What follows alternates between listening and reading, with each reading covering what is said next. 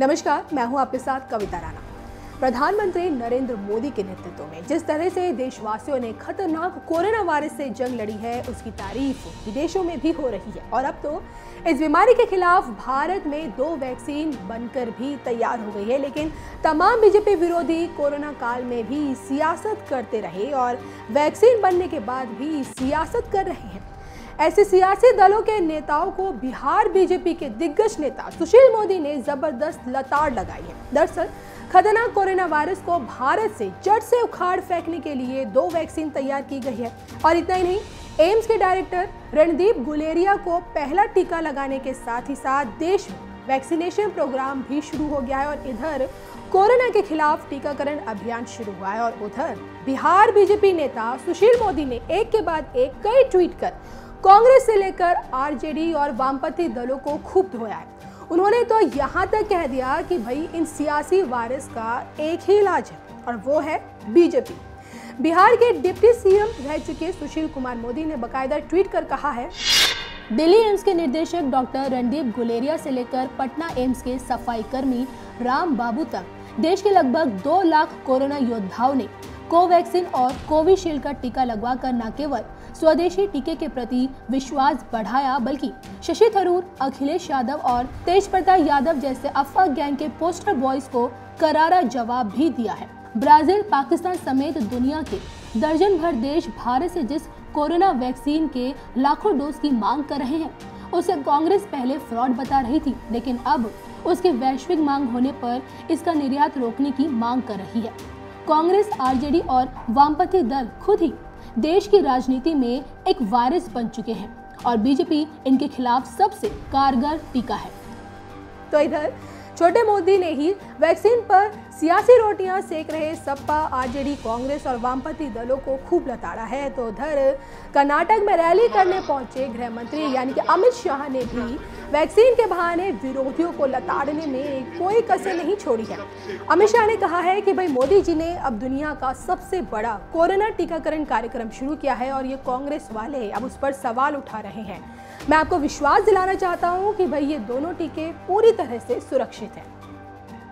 तो इतना बड़ा कोरोना का संकट आया, दुनिया भर में चर्चा थी कि भारत जैसे देश का क्या हो, 130 करोड़ की आबादी और हमारा स्वास्थ्य का इंफ्रास्ट्रक्चर भी ठीक नहीं, परंतु मोदी जी के नेतृत्व में सबसे कम लोगों की विश्व में मृत्यु होने वाले देशों में भारत की गिनती की जाती है और सबसे ज्यादा मरीज अच्छे होकर अपने घर के अंदर वापिस पहुंचने का काम भी नरेंद्र मोदी ने। और मोदी जी ने अब दुनिया का सबसे बड़ा वैक्सीनेशन का प्रोग्राम, टीकाकरण का कार्यक्रम हाथ में लिया।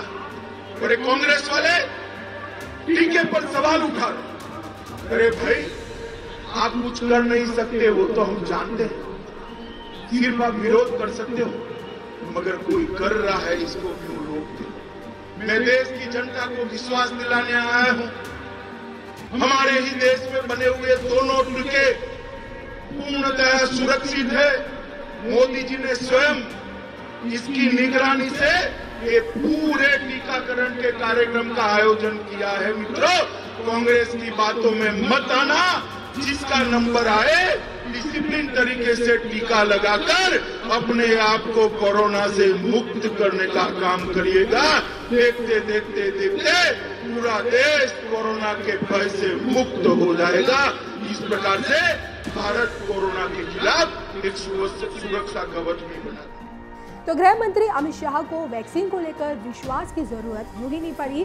दरअसल जब देश में कोरोना के खिलाफ कोवैक्सीन और कोविशील्ड नाम के 2 टीकों का ऐलान हुआ था, तो उस वक्त सपा अध्यक्ष अखिलेश यादव ने इसे बीजेपी का टीका बता दिया था और ये कह दिया था कि भाई हमारी सरकार आएगी तो सबको फ्री में टीका लगवाएंगे। यानी उन्हें लगता है कि भाई 2022 विधानसभा चुनाव तक लोग इंतजार करेंगे कि भाई समाजवादी पार्टी की सरकार आएगी तो फ्री में टीका लगेगा, जबकि इसकी भी कोई गारंटी नहीं है कि भाई सत्ता में सपा ही आएगी या कोई और दल। अब ऐसे में अखिलेश का फ्री वैक्सीन का दावा सियासत नहीं तो और क्या है। और इतना ही नहीं, समाजवादी पार्टी की ओर से तो यहाँ तक अफवाह फैलाई गई थी कि भाई क्या पता सरकार कोरोना टीका के बहाने नपुंसक बनाने की दवा पिला रही है। तो सपा की ओर से आ रही इन बेतुकी बयानबाजी का कांग्रेस नेता राशिद अल्वी ने भी समर्थन करते हुए कहा था कि अगर किसी को कोई शंका है तो उसे दूर किया जाना चाहिए। जबकि आरएलडी के नेता तेज प्रताप यादव को तो वैक्सीन पर जरा सा भी भरोसा नहीं है और यही वजह है कि भाई उन्होंने बयान दिया था कि पहले पीएम मोदी को ये टीका लगवाना चाहिए, फिर हम लगवाएंगे।